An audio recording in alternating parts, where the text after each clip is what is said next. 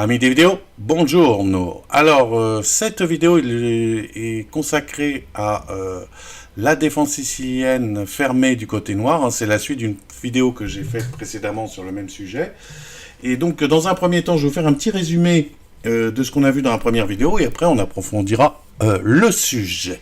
Alors, les coups E4, C5, cavalier C3, cavalier C6, G3, G6, fou G2, fou G7, D3, D6, F4, cavalier F6, cavalier F3, petit roc. Voilà. Donc c'est la position particulière de cette sicilienne fermée. D'ailleurs, c'est la variante principale de la sicilienne fermée. Voilà, dont on a parlé amplement dans une vidéo. Alors, ce que je vous avais raconté, donc on fait un petit résumé rapide, ce que je vous avais raconté dans la vidéo précédente, c'est que dans cette position, pour les blancs, le plan typique, c'est un plan de maths. Hein, c'est cette disposition de pièces. Hein. Je vous ai construit ce tableau de maths, hein, c'est un véritable tableau de maths, parce que ça n'a rien à voir avec une partie. Vous avez vu que les noirs n'ont rien joué, comme s'ils avaient fait tour B8, tour A8, enfin des coups pour rien pendant des heures. Alors, là c'est maths. Alors, comment c'est maths? Enfin, c'est maths... Enfin, il y a une attaque de maths, hein, c'est pas maths forcé, puisque vous allez voir, on va gagner du matériel. Hein, mais l'idée c'est... On gagne du matériel parce qu'on menace des maths. Alors, l'idée c'est fou prend G7, roi prend G7, et la tour ici va pouvoir venir se sacrifier sur le cavalier pour attaquer la case H7. Hein. Donc l'idée tour prend F6 pour pouvoir faire dame prend H7. Hein. Donc je fais pion prend G6 pour ouvrir. Bon là s'il prenait du pion H, bon on va le faire prendre du pion F puisqu'il n'y a pas de menace de fourchette ici en E6 hein, grâce au fou C8. Et là on fait tour prend F6. Hein. Et là les noirs n'ont aucun moyen de s'en sortir correctement. Ils ont plusieurs coups candidats, hein. Ils ont pion prend F6, dame prend H7 mat, ils ont tour prend F6, dame prend H7, roi F8, dame H8, échec et mat, et ils ont roi prend qu'on a vu mais qui va perdre à cause de cavalier D5 échec, et le roi va être obligé de s'aventurer, se faire mater rapidement comme nous l'avons déjà vu dans la vidéo précédente, et il reste que H6. Je peux faire déjà tour prend F8 tout simplement. Je contre-attaque la dame. S'il me prend, je vais gagner une tour.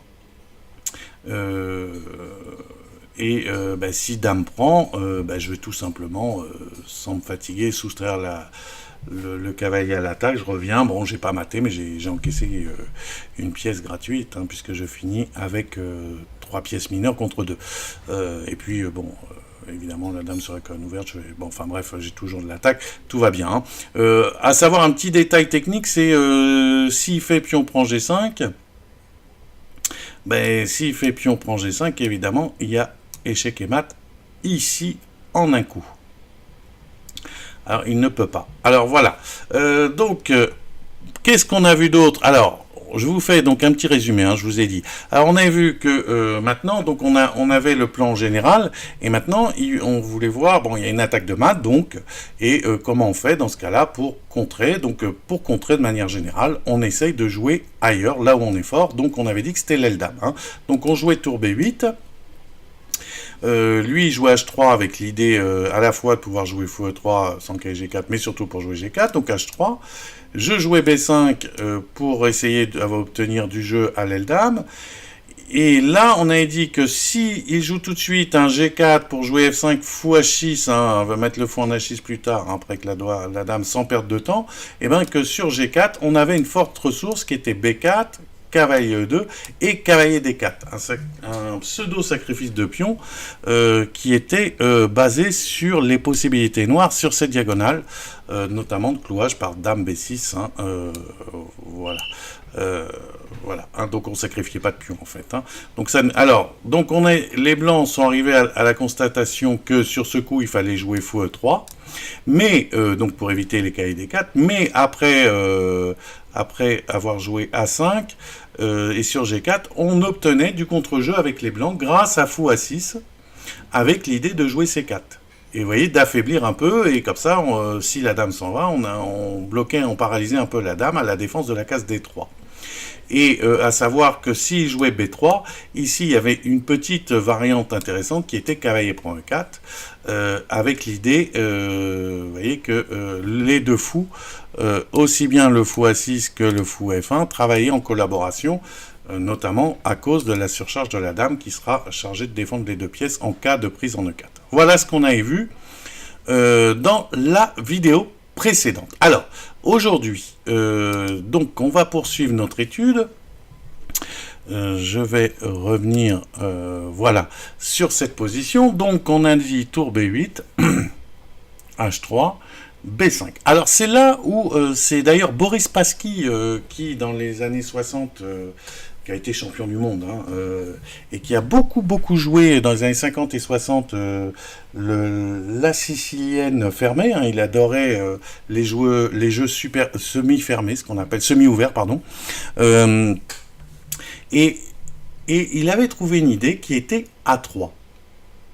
Alors, A3, quelle est l'idée d'A3? Alors, normalement, comme je vous le dis, on ne joue pas là où on est faible. Donc, c'est pas du tout naturel de jouer A3. Parce que, bon, j'ai un plan d'attaque, mais l'idée d'A3, c'est d'ouvrir la colonne A pour éviter les fous A6. Vous avez vu dans la vidéo précédente, on avait dit que fou A6 était une ressource importante pour pouvoir jouer C4 plus tard.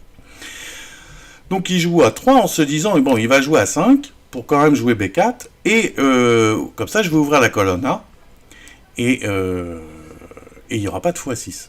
Voilà, voilà. Donc ça c'est la variante principale, maintenant c'est considéré comme la variante principale de cette variante de la sicilienne fermée. Alors, donc il faut jouer à 5 normalement. Alors, pourquoi il faut jouer à 5? Bon, s'il jouait B4 tout de suite, on peut jouer B4, c'est moins naturel. Pourquoi? Parce que déjà, vous voyez, après pion prend B4, les blancs auront une meilleure structure, avec un îlot de pion contre 2, quelle que soit la prise en B4. Et bon, admettons en cas de pion prend B4, bon, je vais jouer cavalier E2. Bon, admettons qu'il joue dame B6 échec, roi H1.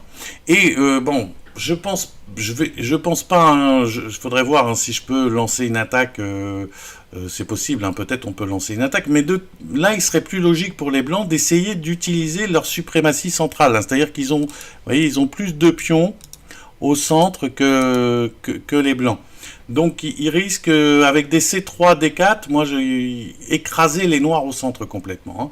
Donc c'est pas favorable. Et si je prends par exemple de la tour en B4, ce qui peut considérer être intéressant, bon je peux obtenir, je serais peut-être, bon j'aurai le pion B2 attaqué, mais le cavalier reste en C3, ce qui est quand même une grosse différence, donc il contrôle le centre, et je vais toujours pouvoir peut-être jouer G4, F5, toujours cette attaque, et c'est moins inquiétant pour les blancs. Et je vous dis, en plus, ils ont une meilleure structure de pion, ce qui à long terme peut faire une différence. Sur la colonne A, on ne sait jamais si le fou blanc est échangé, il peut y avoir un problème. Je dis le fou blanc parce que souvent on peut jouer à 6 pour défendre le fou ici qui est faible sur la colonne semi-ouverte. Alors, donc il faut jouer à 5. Maintenant, on revient, on va revenir sur le même style de position. Pour les mêmes raisons, il faut jouer fou E3, sinon il y aura des K et des 4. Alors, fou E3, B4, c'est notre idée, pion prend, cavalier E2.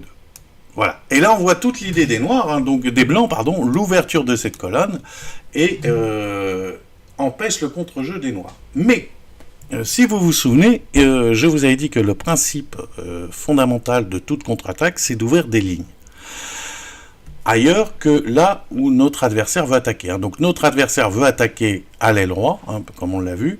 Donc moi, il faut que j'ouvre des lignes à l'aile dame et au centre. Alors, d'après vous, ici, qu'est-ce qu'il faut jouer avec les noirs? Donc mettez sur pause, et c'est aux noirs de jouer.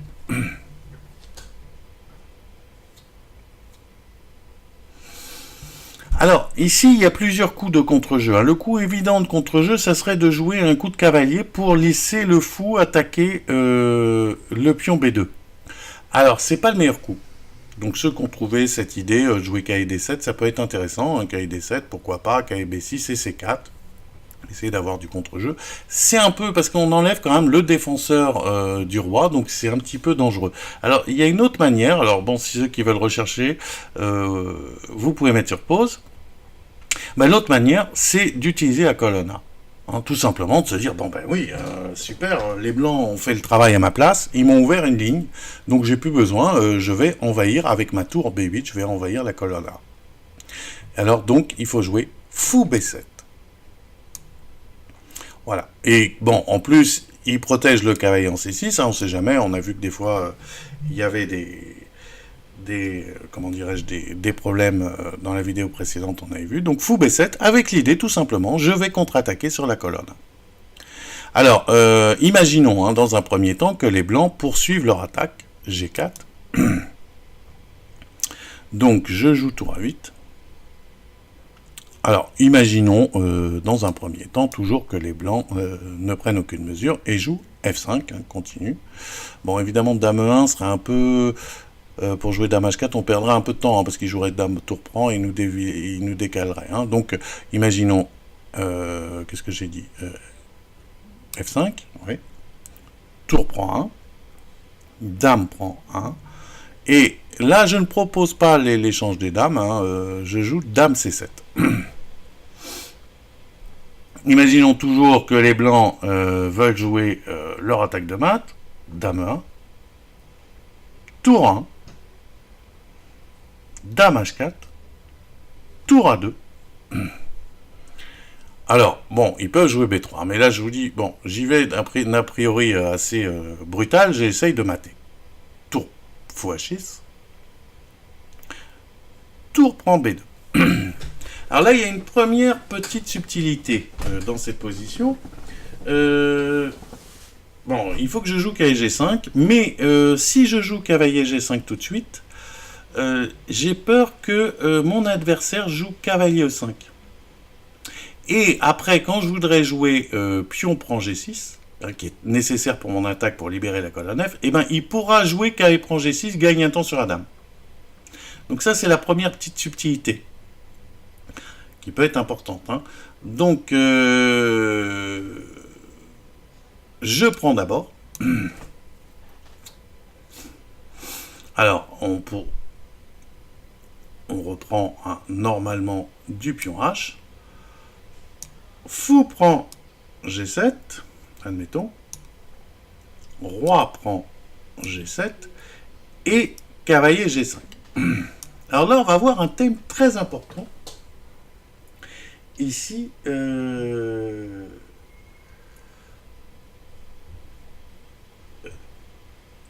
quelque chose qu'on n'a pas encore vu, un thème tactique. Là, les blancs menacent quelque chose. Alors, c'est au blanc de jouer. Imaginons que ça soit au blanc de jouer. En vrai, c'est au noir, mais pour voir exactement la menace, on va d'abord voir qu'est-ce qui se passe si c'est au blanc de jouer. Hein, parce que je peux faire, par exemple, tour prend C2. Hein. Alors, imaginons que là, ça soit au blanc de jouer. Donc, mettez sur pause. Alors, la menace, c'est tour prend F6. Mais vous allez me dire, il n'y a pas de mat. Non, mais il y a un autre thème. Pourquoi il n'y a pas mat, hein? Parce que tour prend F6, si pion prend, dame H7 échec, roi E F8, et le roi va pouvoir aller se casser en E7. La dame en C7 défend la case F7. Mais il y a un autre problème. Alors, quel est l'autre problème? Eh bien, c'est qu'après, bon, alors imaginons qu'il joue tour prend C2. J'ai tour prend F6. Imaginons pion prend F6. Dame H7 échec. Roi là. Et là, il y a cavalier E6 fourchette. Clouage du pion F7. Et malgré le contre-jeu, hein, là, la dame est très forte ici. Hein, donc, malgré le contre-jeu, il n'y a qu'une tour. Et voilà, donc c'est une catastrophe. Hein. Donc, il y a une véritable menace. Alors là, comment on l'apparaît il faut jouer la meilleure parade, c'est cavalier D8. Alors, Bon, pour vous entraîner, tour prend C2, tour prend F6, je peux pas prendre du roi. Alors, il faut toujours vérifier, parce qu'il y a des positions où c'est pas très clair. Hein. Là, je mate assez rapidement. Ben, essayez de le trouver. C'est pas simple, hein, mais... enfin, si, enfin bon. Alors, c'est aux blancs de jouer. Comment les blancs matent? Bah, ils font tout simplement. Alors, il y a Dame H8 hein, qui est en temps, mais le plus simple, c'est Dame F2. Pour utiliser Dame F4, le support du cavalier en E2. Et chaque position est quand même particulière. Hein, c'est pour ça qu'il faut recalculer, même quand on connaît le thème. Ça, c'est le problème des joueurs, hein, quand ils ont l'impression de connaître une position. Ils ne recalculent pas vraiment forcément, hein, précisément. Et là, bah, Dame F2, vous voyez, avec l'idée sur Roi prend G5, Dame F4 échec, Roi H4, Dame H6 échec et mat. Bon, et puis évidemment, si roi G7, dame 3 F7, alors, si roi G7, évidemment, dame 3 F7, et on va mater encore, hein, roi là, bon, ici, on mate pas tout de suite, hein, parce que, comment dirais-je, le cavalier est en l'air, hein, mais, par exemple, cavalier E6, ici, voilà, et les maths vont être quand même très dur à parer. Hein.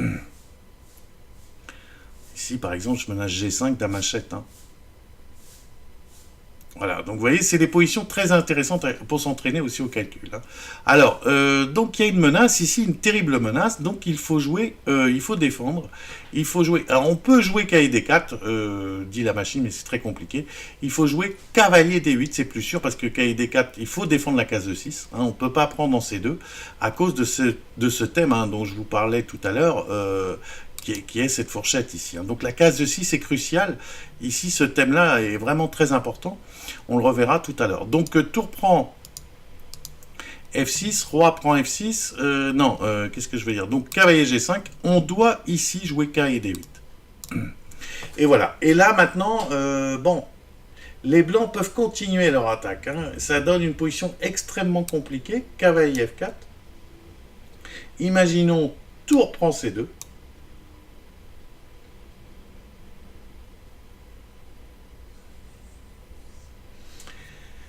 Et là, il faut... on dirait que les blancs ont un peu épuisé leur attaque, mais il reste des ressources, toujours un peu à cause de ce cavalier E6, qui traîne, qui est un petit peu embêtant. Alors, c'est cavalier prend F7. Cavalier prend F7, avec l'idée, bon évidemment si cavalier prend cavalier E6, fourchette royale, et si roi prend, ben jouer G5 et essayer de faire une découverte avec KD5 hein, de la tour en F1. Donc vous voyez, il reste beaucoup d'attaques, ça donne une position extrêmement compliquée. Admettons G5, et là il faut, alors je ne veux pas rentrer en détail de cette position, l'ordinateur la considère comme léger avantage noir. Hein, et là, ce qu'il faut, c'est que les blancs, les noirs, essayent d'évacuer très vite leur roi. Hein, c'est l'idée. Il faut à tout prix qu'ils essayent de mettre leur roi en B8. Hein. Donc peut-être jouer tout simplement ici roi E8. Et là, bon, ben, en cas de prise, dame prend F6, on peut par exemple jouer roi D7 ou dame E7 pour essayer d'échanger. Voilà. Donc ça donne une position extrêmement complexe. Et vous avez vu que maintenant aussi, bon, les noirs ne sont pas contre aussi, ils ont aussi ils ont le pion B, ils ont de l'initiative un petit peu partout. Voilà, c'est typique de ce genre de partie. Donc ça donne des positions extrêmement intéressantes. Alors, on va revenir un petit peu parce que ça, c'est... alors, on en était où? On a dit que là, les blancs jouent à 3, hein, le coup important. Donc A5, fou E3, B4, pion prend. Cavalier E2, fou B7 bien joué pour utiliser la colonne A. Alors là, on a vu dans un premier temps ce qui se passait sur G4. Hein. Voilà, on va voir dans un deuxième temps une autre partie où le joueur a joué un coup qui est considéré maintenant, qui est beaucoup joué par les forts joueurs, c'est B3. Alors quelle est l'idée de B3 B3, c'est de bloquer à jamais le C4. Bon, là, il n'y a pas de cavalier prend E4 comme tout à l'heure, parce qu'il n'y a pas le fou en A6 qui menace le cavalier en A2. Et puis, après, de retirer la tour ici, et de la mettre en C1. Conserver une tour pour défendre le pion C2 et la première. Comme ça, la tour F1 pour attaquer facilement. Alors, donc c'est ça l'idée. Alors, B3, tour là, on prend la colonne 1, tour C1 et tour A2. Et là, pareil, on imagine ce qui se passe sur une attaque G4. Vous voyez, donc il a anticipé un tour là pour anticiper l'attaque de A2, hein, pour que la dame ne puisse... Alors G4, dame C7, on va retrouver les... C'est ce que jouent les grands maîtres, hein, les grands maîtres jouent la dame en C7. Une petite remarque au passage, en analysant avec la machine, et on verra tout à l'heure, on a vu déjà l'importance de cette fourchette en E6, la machine met la dame en B6. Je pense que c'est mieux. De manière générale. Je pense que les humains ont du mal à jouer parce qu'effectivement, tu es en face d'un fou et c'est jamais agréable. Mais ça enlève ce thème. Hein. Alors, c'est à analyser, mais bon. Alors, dame C7. Donc, c'est une partie qui a été jouée entre deux grands maîtres. Dame E1. Tour F A8. On double sur la colonne ouverte. Vous voyez, toujours cette notion de contre-attaque. Et maintenant, je vais faire une attaque, ce que j'appelle, moi, une attaque horizontale. Hein, souvent, contre une attaque à la verticale, on oppose une contre-attaque horizontale. F5, tour B2, pion prend G6. Alors bon, hein, pion prend G6, c'est pas pressé, mais disons que H prend G6. On a vu tout à l'heure hein, que de toute façon, il faut pas jouer, il faut le faire avant de jouer cavalier G5, sinon il aura peut-être des possibilités de faire du cavalier dans certaines conditions. Dame H4, tour A2, la contre-attaque qui arrive, et là, cavalier G5, il a joué. Hein. Alors, bon, vous allez me dire, mais c'est pas du tout le plan qu'on a vu. Oui, mais là, vous voyez que la contre-attaque noire, elle arrive quand même. Hein. Si, j'ai pas trop le temps de jouer fou H6. Hein. Bon, je peux le jouer, hein, mais comment je vais dire bon, il y aurait du jeu, hein, si par exemple, tour prend C2, mais, comment dirais-je, admettons, tour prend, cavalier G5, tour prend E2, bon, oui, c'est un peu compliqué.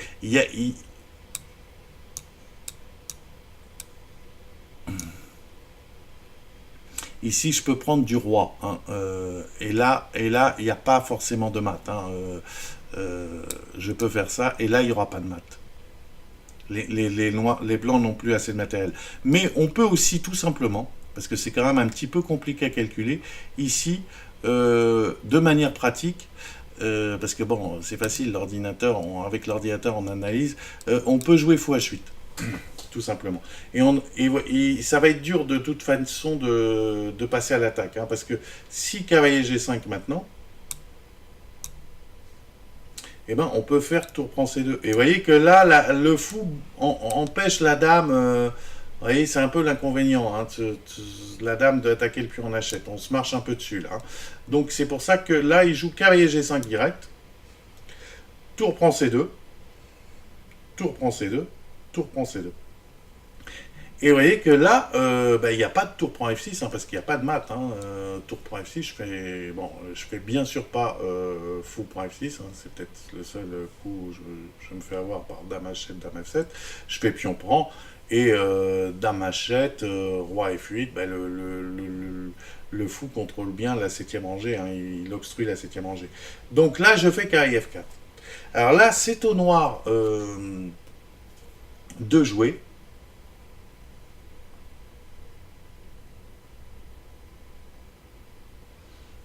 Mettez sur pause.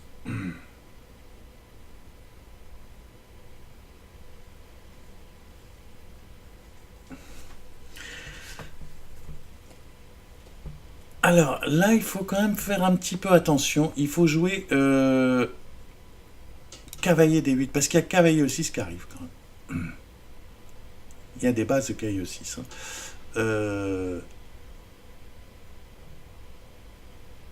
Alors, je vous montre. Dans la partie, il a joué cavalier E5. Et c'est ça qu'il n'avait pas vu. Il n'a pas vu cavalier E6. Cavalier E6, pion prend, et on retrouve notre thème de la fourchette. Vous avez vu? Bon, évidemment, je ne fais pas dame H direct, mais je vais faire tour prend F6, avec l'idée cavalier prend E6, fourchette royale. Donc c'est pour ça que là, cavalier F4, il fallait jouer cavalier D8 à tout prix. Parce que ce thème, il est un peu plus caché que tout à l'heure, mais il existe toujours. Cavalier E6, bon, j'attaque la dame, c'est quand même très embêtant parce que en plus, bon, là il y a le fou qui va sauter, donc là, ça va être une catastrophe. Hein, si le fou saute, je sais pas. Imaginons que je joue, bon, admettons, je joue dame B6, imaginons. Hein, et tour prend F6 ici va être très fort, hein, parce que là je menace dame H7 mat hein, déjà. Hein, donc il n'y a pas de solution. Hein. Donc cavalier E6, pion prend. Et le fameux tour prend F6 ici, qui arrive, et toujours cette fameuse fourchette en E6, quelle que soit la prise, je joue dame H7 et je gagne.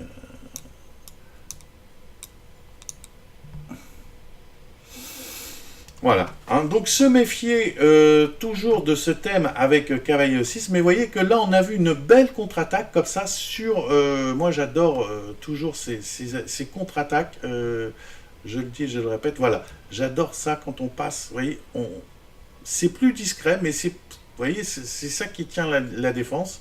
Et là, et ben voilà. Alors, un autre thème, mais on va finir parce que je vois que le temps file. Une autre idée pour les blancs dans ce genre de position, on était comme ça. Donc tour B2, hein, les noirs viennent de jouer tour B2, et nous on a vu toujours hein, les mêmes idées pour les blancs, mais les blancs peuvent aussi avoir, se dire tiens on va faire, et qui donne aussi de grandes complications, on va jouer KF4, avec l'idée, alors on abandonne notre idée de mat direct, on joue KF4 avec l'idée de jouer G5, cavalier G5 chassant le cavalier, cavalier D5 attaquant la dame, et des F6 pour essayer de lui défoncer comme ça là sur la case F6, l'attaquer directement sur la case F6. Alors je vous montre cavalier F4. Bon, je continue mon contre-jeu. G5, cavalier D5, cavalier D7, pardon, cavalier D5, attaque la dame. Dame D8, hein, évidemment, bon, je pourrais aller en B8, tout ça, mais si je vois un peu l'idée, j'essaye de... Et là, et ben là par exemple, Dame F2. On défend le pion C2. Et avec des idées de jouer F6. Hein. On va voir. Donc F6, ça peut arriver à force. Hein. F6, pion prend, et par exemple des fous G5. On peut se retrouver dans des positions très délicates avec une attaque comme ça sur la colonne F. Hein.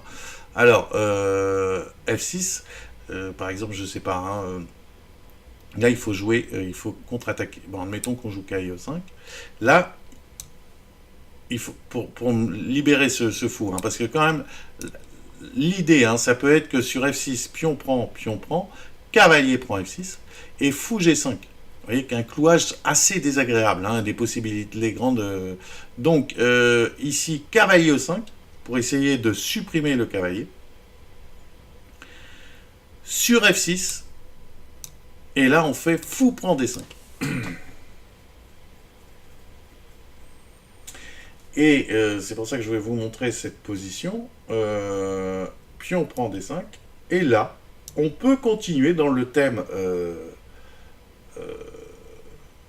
pardon, non, KE5, oui. Ah, j'ai oublié de faire une prise intermédiaire. Bon, admettons KE5, F6, voilà, c'est mieux. Fou prend D5. Pion prend D5. Et là, plutôt que, bon, de se dire, tiens, je laisse, et ben, cavalier prend D3, contre-attaque. Voilà. Et là, les blancs, les noirs, pareil, prennent l'avantage. Et ça illustre, et pour vous illustrer encore cette contre-attaque qui est importante, cette action sur la seconde, la pénétration des tours noirs. Là. Voilà. On a fait un petit peu le tour de cette variante de la sicienne fermée. Je vous rappelle donc que bon, pratiquement toutes les parties que j'ai trouvées sur le sujet, les noirs jouent Dame C7 et je pense que Dame B6, euh, Dame B6, le coup de l'ordi peut éviter ces histoires avec cavalier E6 fourchette. À vérifier, mais l'important c'est que vous reteniez les positions typiques, le contre-attaque et les thèmes tactiques typiques d'attaque. Voilà, à bientôt dans une prochaine vidéo.